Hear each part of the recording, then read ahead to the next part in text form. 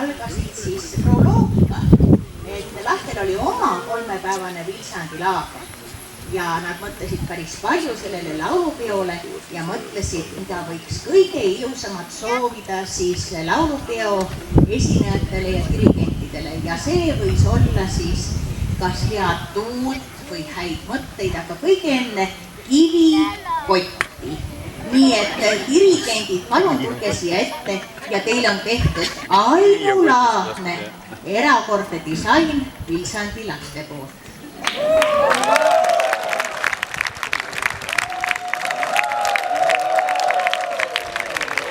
Esimene mees, kes lavale tuli, on Indrek Viiart, Väinamere Õue segakoori peadirigent.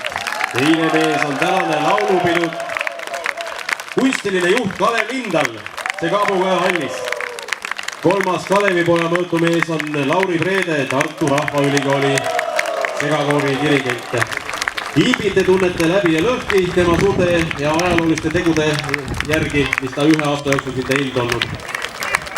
Riho Sild täna õhtul, kui läheb veel õigeks mölluks ja peoks, siis Riho Sild on The Tomahawk Brothers, maailma kõige lustlikuma puhkpilliorkestri dirigent.